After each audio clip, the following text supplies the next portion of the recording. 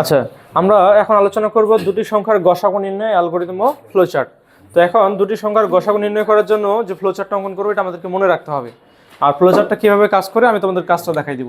তো প্রথমত আমরা কাজটা কী করব, শুরু করব স্টার্ট করার পরে ইনপুট নিব। ইনপুট তাহলে কী নিব, দুটি সংখ্যা বলছে না, তাহলে দুইটা সংখ্যা আমাদের ইনপুট নিতে হবে। চলক নিব ইনপুট, আমরা ইনপুট নিলাম, একটা সংখ্যা ধরলাম হচ্ছে এল, একটা সংখ্যা ধরলাম হচ্ছে এস, মানে এল এবং এস ধরলাম, এই বি নিতে পারো, সমস্যা নেই।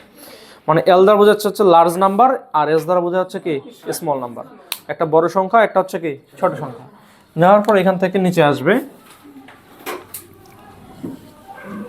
এখানে বড় সংখ্যাকে ছোট সংখ্যা দ্বারা ভাগ করবে, আর ইকুয়াল টু L% এস, অর্থাৎ বড় সংখ্যাটাকে ছোট সংখ্যা দ্বারা এখানে কি করতে হবে, নিঃশেষে বিভাজ্য করতে হবে। নিঃশেষে বিভাজ্য করে আর এর মান বের করতে হবে। আর মান হচ্ছে রিমাইন্ডার বা ভাগশেষ। হ্যাঁ, তারপর এখানে আসে আর এর মানটা চেক করবে, আর ইকুয়াল টু 0 ওয়াট, অর্থাৎ বলে কি ভাগ করার পরে নিঃশেষে বিভাজ্য করার পরে নিঃশেষে বিভাজিত মানটা, অর্থাৎ এটা কি নিঃশেষে বিভাজ্য হবে। যদি নিঃশেষে বিভাজ্য হয় তাহলে অর্থাৎ আমাদের এখানে সর্বশেষ যে স্মল নাম্বারটা পাবো সেই স্মল নাম্বারটাই হবে কি এখানকার গসাগু। Print GCD equal to S, তারপরে কী করবে এখান থেকে ইন্ট করবে। আচ্ছা, যদি এটা না হইতো, না হলে আমরা কি করতাম, এখানে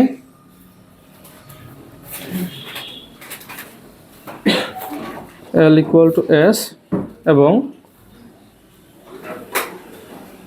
এস ইকুয়াল টু আর, এই ধাপটা করবো, করে এখান থেকে আবার এখানে যাব।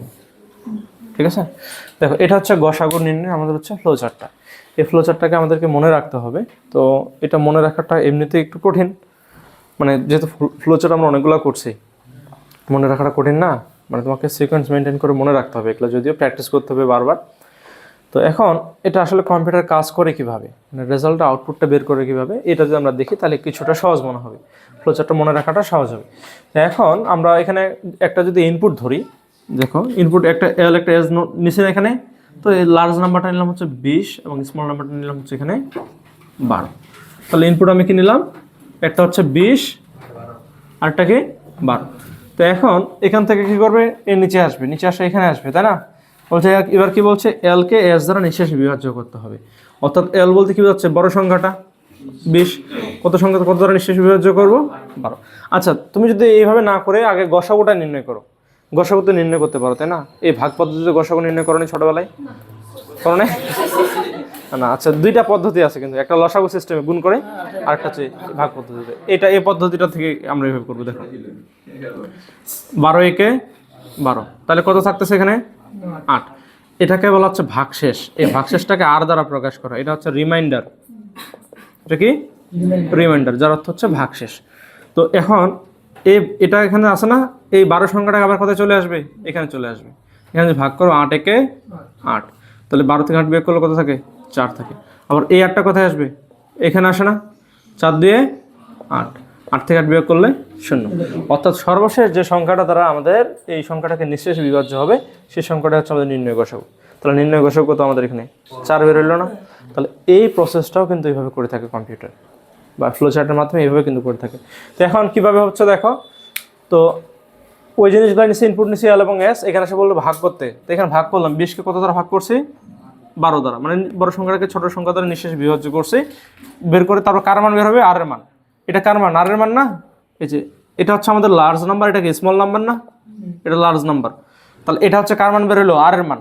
এখন এখান থেকে নিচে আসবে, বলছে আর এর মানটাকে 0 সমান হয়েছে, প্রশ্ন করছে আর এর মান কি 0 পাইছি আমরা এখানে না। তাহলে এই কন্ডিশনে ইয়েস দিবে না নো দিবে, এখন নো, নিচের দিকে আছে।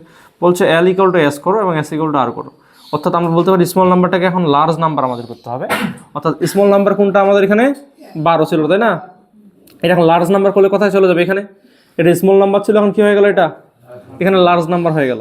এখন বলছে আর ইকুয়াল টু এস করতে হবে, অর্থাৎ রিমাইন্ডার ভাগশেষ যেটা, এই ভাগশেষটা এখন কী করতে হবে, স্মল নাম্বার করতে হবে। তাহলে এটা আর না ধরে এখন কী ধরতে পারি আমরা, এস ধরতে পারি। তো এটা আমাদের এটা করতে বলছে যে আরটাকে এস ধরতে হবে এবং যে স্মল নাম্বার ছিল সেটাকে এখন কী ধরতে হবে, লার্জ নাম্বার ধরতে হবে। ধরে এখান থেকে কোন পাশে নিয়ে যাবে, আবার এই ভাগটাতে নিয়ে যাবে, আবার ভাগ করতে হবে, তাই না।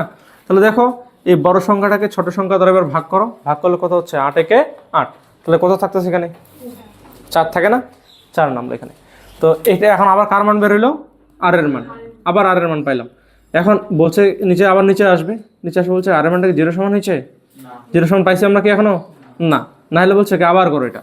আবার স্মল নাম্বার কোনটা ছিল 8 ছিল না, এটা এখন আবার কি করবে, এখানে এই স্মল নাম্বারটা এখানে হয়ে গেল কি আবার লার্জ নাম্বার হয়ে গেল। তাহলে এখন তার বলছে কি ভাগশেষটাকে কি করতে হবে, স্মল নাম্বার করতে হবে। ভাগশেষ কত ছিল, আর এর মানটা 4 ছিল না, এবার এটাকে এখন কি করতে হবে, স্মল নাম্বার করতে হবে। করার পর আবার কোথায় যাবে, আবার এখানে ভাগে পাঠিয়ে দেবে, আবার ভাগ করতে বলছে। তাহলে ভাগ করো এবার, 4 2 8 মিলে গেছে। তাহলে এখন আর এর মানটা কত বের হলো, 0। তাহলে এখন আর এর মানটা কি পাইছি আমরা, 0 পাইছি না। এখান থেকে নিচে আসে প্রশ্ন করবো আর এর মানটা কি 0 আসছে, বলছে ইয়েস। তাহলে বলছে প্রিন্ট জিসিডি, অর্থাৎ ফলাফল গসাগুটা ফলাফল ছাপাও এস। সর্বশেষ যে স্মল নাম্বারটা পাইছো কত, 4 পাইছো না, তাহলে ফলাফল ছাপাবে এখানে কি নির্ণয় গসাগু আমাদের 4। তারপর কি করবে, এন্ড করবে। যতক্ষণ পর্যন্ত এই আর এর মানটা 0 হবে না ততক্ষণ পর্যন্ত এই কাজটা কি করবে, রান করবে। স্মল নাম্বারটাকে লার্জ নাম্বার করবে, ভাগশেষটাকে আবার স্মল নাম্বার করবে, করে আবার যাবে, আবার ভাগ করবে, আবার আর এর মানটা চেক করবে। যদি 0 সমান হয় তাহলে রেজাল্ট প্রদর্শন করবে, না হলে আবার এখানে আসবে, আবার চেক করবে। এভাবে বাড়তে এক সময় দেখবে যে আর এর মানটা 0 চলে আসছে। এই 0 আসার পরে তখন কি হবে, রেজাল্টটা প্রিন্ট করে দিবে। এটা হচ্ছে আমাদের গসাগু।